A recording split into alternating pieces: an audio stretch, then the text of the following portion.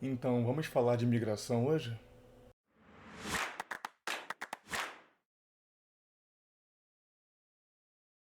Olá a todos, eu sou o Ricardo Tomel, seu professor de Geografia. Antes de começar nossa aula, por favor, se inscreva no canal para apoiar o projeto, uma geografia aberta e acessível a todos e gratuita. Então, ative o sininho para as notificações e se inscreva para mais conteúdo. Então, vamos para a nossa sala de aula virtual hoje. Vamos falar de migração, principais aspectos, razões, motivações e tipos de migração. Bom, então primeiro de tudo, né, o que é a migração?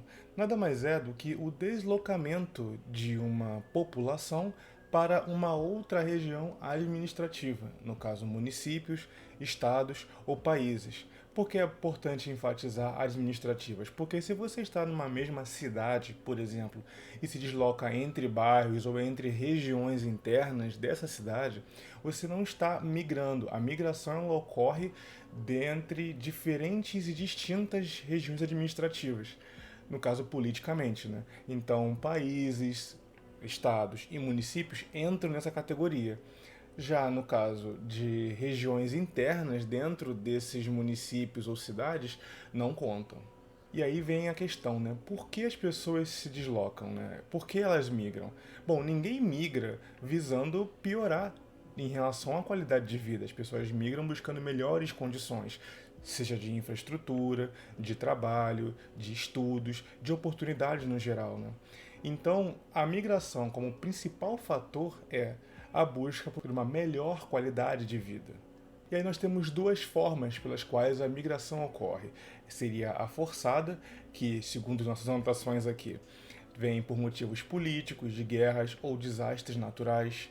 Por exemplo, tem guerras internas civis que fazem com que uma população média que está sendo afetada agressivamente por aquele tipo de conflito prefere migrar para uma outra região em busca de uma qualidade de vida melhor, mais segurança, por exemplo.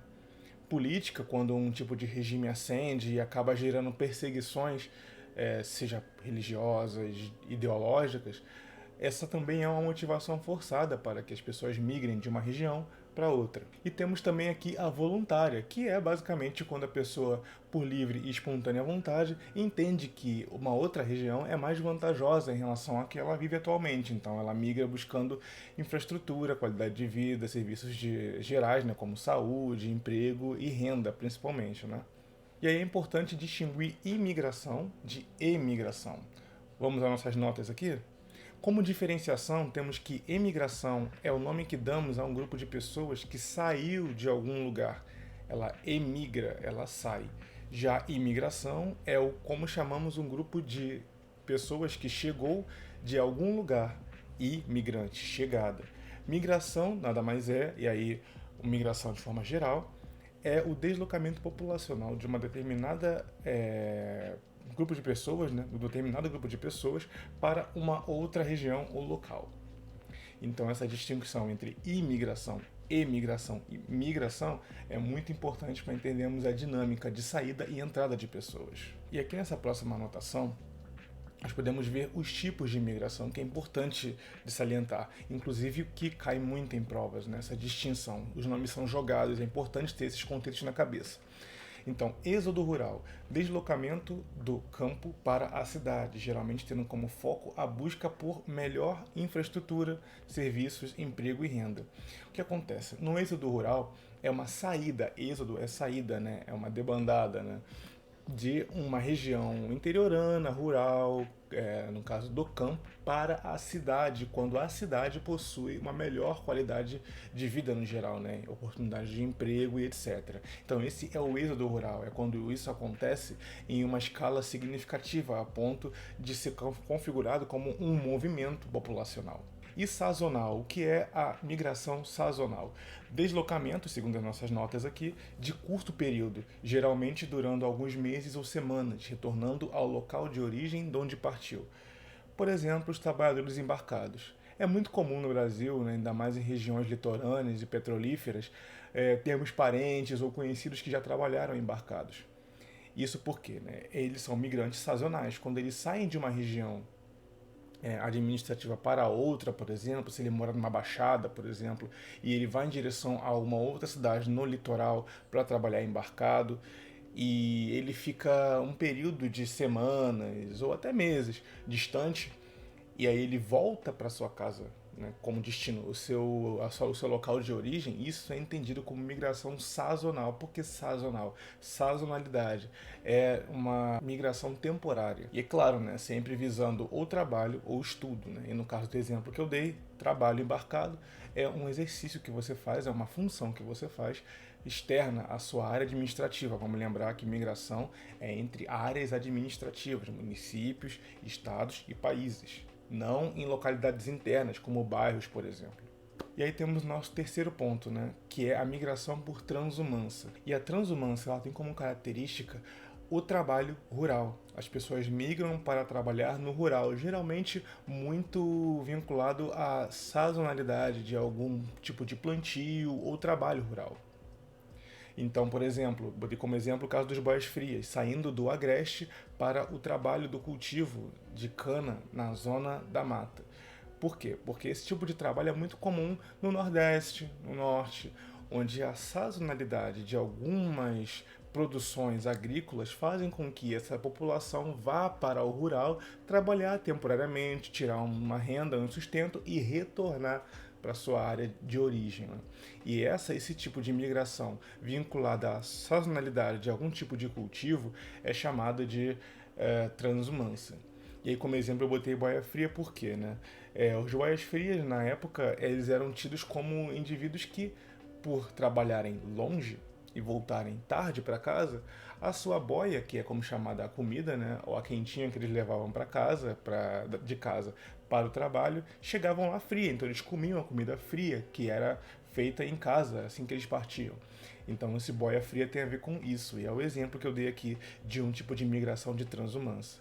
Então temos o nosso quarto ponto, né, a migração pendular, que é basicamente quando você, estudante ou trabalhador, migra de uma região para outra administrativa, né, voltando no mesmo dia. Por que pendular? Porque ela lembra um pêndulo, né? Você vai para estudar e para trabalhar e volta. Isso no mesmo período de tempo, de dia, né, no caso diário.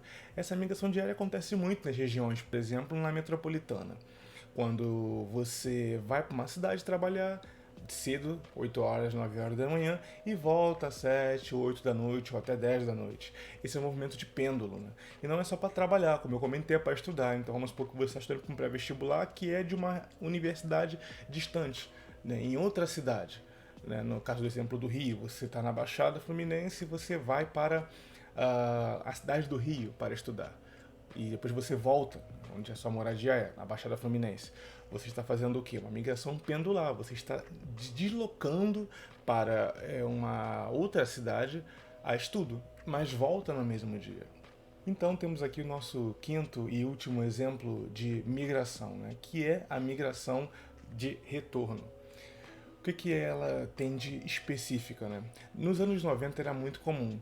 Lembram daqueles programas de auditório nos anos 2000 e 90, onde as pessoas que vinham para a região sudeste em busca de serviço, geralmente eram um chefe de família, uma dona de família, e vinham para trabalho e busca de renda que para levar para a família no Nordeste, ela acabava que se frustrava na sua busca por conta de um processo que é chamado de desconcentração industrial. Porque por muito tempo o Sudeste ele foi foco das indústrias, mas como aqui ficou um ambiente muito saturado, as indústrias começaram a ir para áreas ainda não exploradas, né? Onde tinha uma mão de obra mais barata, onde tinha uma população consumidora e uma concorrência mais baixa. E esse tipo de desconcentração faz com que as indústrias saiam desses ambientes de concentração antes, né, industrial e tentem voltar para a sua terra de origem. E é por isso que é migração de retorno. As pessoas que vieram para o Sudeste atrás de oportunidades, anos 90, anos 2000, agora tentam retornar para sua terra de origem porque aqui já não é mais atrativo economicamente. Então esse é o nosso quinto e último tipo de migração. Fechando aqui o nosso resumão para que você se dê bem na sua prova ou processo seletivo, né? E ainda mais agora em épocas de pré-vestibular. Então, gostou do nosso resumo sobre migração? Não se esqueça de conferir a sua inscrição e deixar algum recado caso tenha algum tipo de dúvida. Eu sou Ricardo Tomé, falando aqui pelo Geografia Guiada, e até a próxima.